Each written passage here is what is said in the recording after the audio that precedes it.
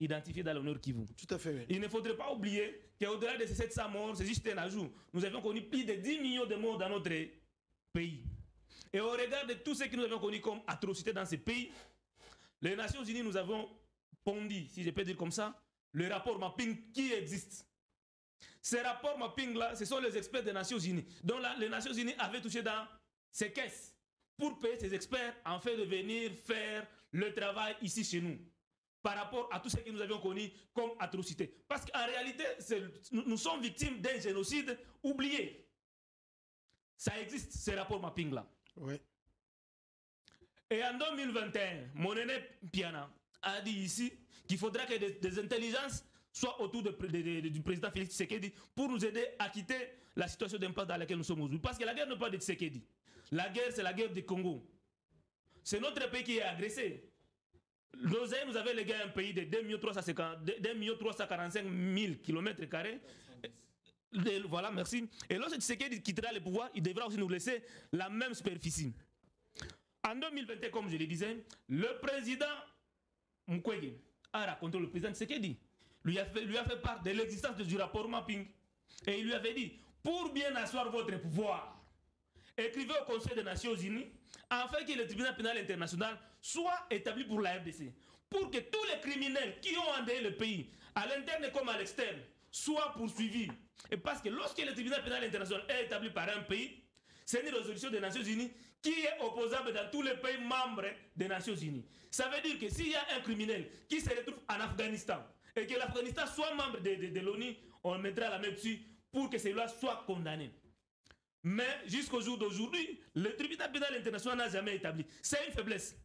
Quelqu'un l'a dit sur cette table ici, ce plateau, que les criminels qui faisaient partie du JCD sont aujourd'hui membres de l'Union sacrée.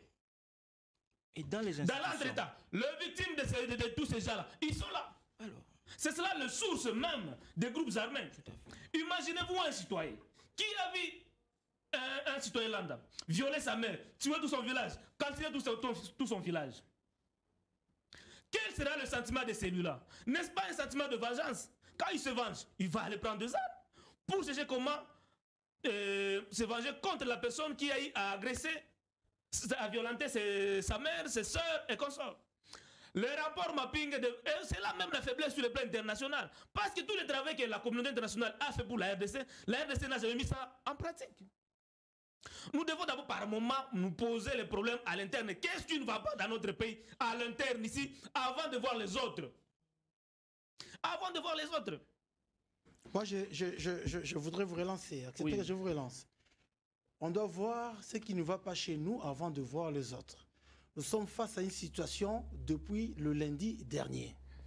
L'entrée, ou si vous voulez, la percée de l'AFC M23.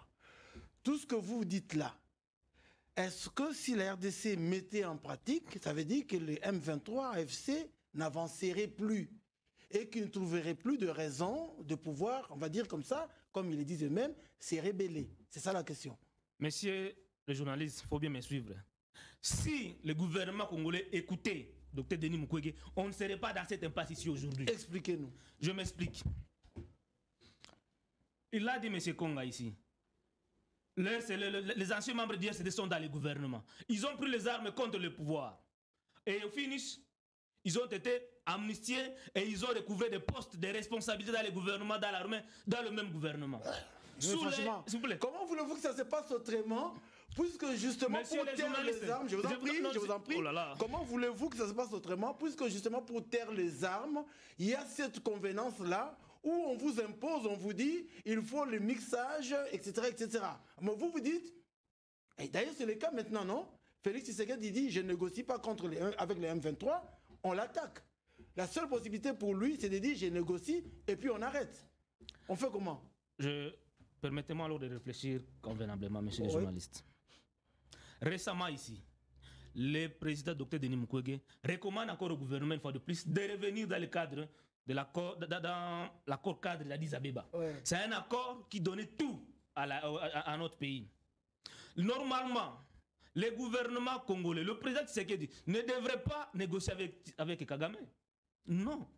Le processus de Luanda, si vous suivez ce que nous sommes en train de vivre aujourd'hui, tous les pays de l'EAC recommande au gouvernement ou bien au président Tshisekedi de négocier directement avec le 1-23. Dans l'entretemps, dans l'accord cadre d'Addis Abeba, le pays membre de la CIRGL avait pris la résolution ou bien l'engagement de ne pas soutenir les groupes armés évoluant dans notre pays, dont le 1-23. Mais aujourd'hui, qui sont derrière le 1-23? C'est le Rwanda, c'est l'Ouganda. Lorsque le 1-23 s'emparait encore de Bunagana, il venait d'où? Il venait de l'Ouganda. Dans le même accord d'Addis Abeba, l'Ouganda et le Rwanda, étant membres de la CIRGL, ils avaient pris l'engagement de ne pas héberger les mouvements rebelles venant de notre pays. Comme je l'ai dit, ils ont été, lorsque le 1-23 a été défait en 2013, ils sont partis où? En Ouganda et au Rwanda. Alors que dans le même accord toujours, ils ont pris l'engagement. Une fois les rebelles s'enfuient dans leur pays, on les arrête pour les renvoyer au Congo afin que ces derniers soient jugés. On les arrête, on sait qui? Non, le pays d'accueil, le Rwanda et l'Ouganda. Donc le pays membre de la CIRGL, c'est l'engagement qu'ils ont pris dans le cadre de l'accord d'Addis Abeba. Ça n'a jamais été respecté. Au-delà de ça, nous, la RDC, pays agressé. Parce que nous devons aussi accepter que nous sommes victimes de notre propre turpitude. Je m'explique. Nous, dans le cadre de cet accord-là, d'Addis Abeba, nous avions pris l'engagement, M. Kaniki, d'établir l'autorité de l'État sur toute l'étendue de notre territoire. Vous êtes sans ignorer qu'ici, dans le Kwango, les Mobondo forage. Pourquoi? Parce qu'il y a absence de l'autorité de l'État. Je suis perdu. Non, je suis perdu. S'il vous plaît, je vous donne les engagements de l'accord. Non, laissez-moi réfléchir, M. Kaniki. Vous avez accepté quand même que je puisse modérer. Voilà, merci. Si vous avez accepté que je modère, ça veut dire que vous savez que je dois vous relancer. Je ne suis pas en désaccord avec vous. Mais je suis perdu. Vous dites que le Rwanda n'a pas respecté. Oui. Parce qu'il s'était convenu que, il ne peut pas être la base arrière de la rébellion. Tout à fait. Mais il l'est. Maintenant, là, il l'est. Qu'est-ce que la RDC fait? Où est la faute de Félix Tshisekedi là-dedans? De deux, oui. On ouvre les portes du processus de Nairobi, où on invite tout le Congolais frustré, voilà, avec armes, voilà, à aller réfléchir là-bas pour trouver la conclusion. Le M23 refuse. Il sort et il commence la guerre. La faute de Félix Tshisekedi, c'est à quel niveau? Voilà. Vous dites, il ne veut pas négocier avec le Rwanda. Il ne pouvait pas. Mais comment ne pas négocier avec le Rwanda alors que c'est le Rwanda justement qui n'a pas arrêté le Congolais qui se sont réfugiés chez lui? En tout cas, M. Kaniki, pardon, en tout cas, vous avez précisé quelque chose là, ça ne peut pas passer. En tout cas, excusez-moi, 30 secondes, ça ne peut pas passer. Oui. Je n'ai pas dit que l'on négocie avec les frustrés rebelles. Non, non, non, non. Un rebelle, non, je veux parce que ça peut passer dans l'opinion. Un rebelle, c'est un traître. Moi, je dis que les frustrés en interne, ceux-là qui n'ont pas pris des armes, ceux-là qui ont besoin qu'ils soient écoutés, c'est fini. Pas des rebelles. Des rebelles, il faut les traquer, les tuer, les décapiter si possible. Merci. Je ne parle pas des rebelles. Non. La situation que nous vivons aujourd'hui n'est pas venue avec Tshisekedi. Il faut être d'accord avec moi. Mais Tshisekedi étant au pouvoir aujourd'hui, il a la responsabilité de trouver solution à ces problèmes. Parmi lesquels l'accord cadre d'Addis Abeba a été signé en 2013. Autant que le Rwanda et l'Ouganda, autant que le Rwanda et l'Ouganda n'ont pas respecté les engagements, notre pays aussi, la RDC, n'a pas respecté ses engagements. Oui, mais comment respecter les engagements? Je vais y arriver. Ouais. Nous avions pris l'engagement, M. Kaniki, n'est-ce pas, de travailler pour le développement économique, mais également la construction des infrastructures de base. Vous savez, vous et moi, que tous les Congolais de l'Est, les grands commerçants, les business de l'Est, pour voyager à l'extérieur, tout se passe par le Rwanda. C'est en termes de millions de dollars que nous payons à l'aéroport de Rwanda pour voyager. Et ces moyens-là font quoi? C'est pour nous agresser. Tous les Congolais de l'Est, particulièrement de Bukavu, pour quitter Bukavu pour aller à Uvira, ils passent tous par le Rwanda. C'est en termes de centaines de véhicules par jour, en aller comme au retour, et paient tous des droits de passage. Et c'est en termes de moyens. Pourquoi? Parce qu'à l'interne ici, nous n'avons pas des infrastructures nécessaires. Et ce sont des moyens que nous donnons au Rwanda pour nous agresser. Oui, ça il faut comprendre. Je ne vois pas le lien entre l'argent... Est-ce que je peux essayer de rendre explicite ce qu'il dit? Je comprends pas. Je comprends pas que... Je vous lance, papa. De toute façon, après lui, c'est vous. Moi, en réalité, je ne comprends pas que si notre argent part au Rwanda grâce au fait que nous n'avons pas réparé nos routes, fait que le M23, AFC, puisse réclamer 300 km, comment vous dites ça? 300 km jusqu'à l'intérieur de la RDC. Je ne vois pas le lien. Non, c'est ça que je suis en train d'expliquer ici. Donc il est terminé, moi je c'est ça que je suis en train d'expliquer. Ça veut dire que le Rwanda actuel, dans le cadre du processus de Rwanda, n'a pas besoin qu'il y ait la paix chez nous. Parce que l'insécurité chez nous facilite le développement économique au Rwanda. Tout à fait. Il y a deux types de guerres. Il y a des raisons aujourd'hui pour lesquelles nous sommes victimes dans notre pays. Le premier, ce sont des raisons internationales. Pour que les communautés internationales, le pays, pour ça, aient la même mise sur nos matières premières.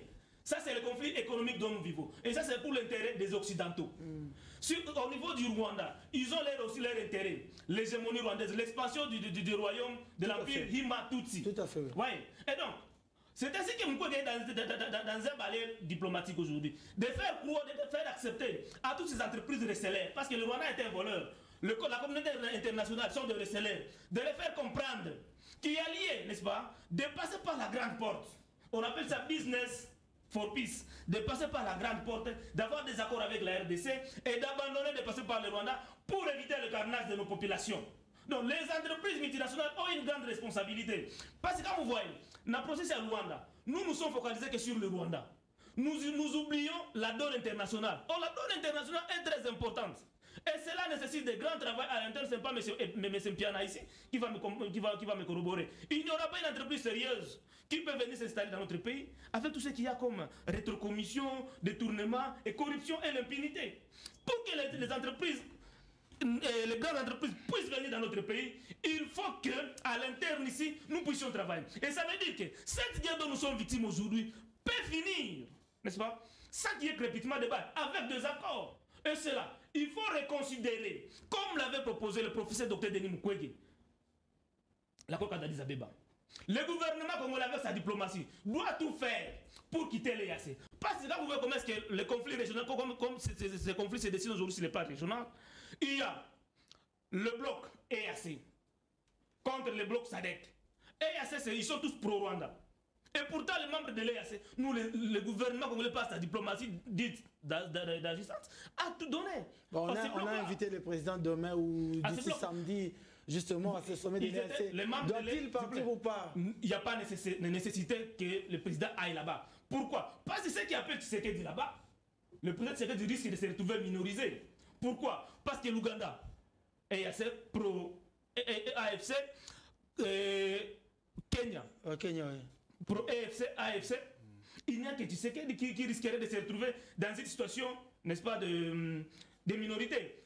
Tous ces pays-là dont je cite, le gouvernement congolais a tout donné. C'est sur Tshisekedi qu'on a ouvert l'espace aérien pour le Rwanda afin d'amener celui-là à comprendre et à signer des accords pour la RDC. C'est sur Tshisekedi qu'on a donné l'autorisation, d'une manière ou d'une autre, au Rwanda d'avoir la raffinerie de notre or. C'est sur Tshisekedi que le Kenya a acheté, n'est-ce pas, la banque congolaise. N'est-ce pas ça la grande porte dont tu parlais justement? Non. Entrer par la grande porte. Ces gens-là, même si vous avez vu, on a ouvert la porte à Tshisekedi Kagame. Mais Kagame fait preuve aujourd'hui d'inconscience. Lui. Alors la faute de Fachi, c'est où? Si c'est Kagame, la diplomatie à l'interne est faible. Et comme l'a dit mon aîné Piana, on doit écouter Dr Denis Mukwege. Avec la détermination de Tshisekedi. J'ai dit ici, parce qu'il est catégorique de ne pas négocier avec le M23. Ça, tout le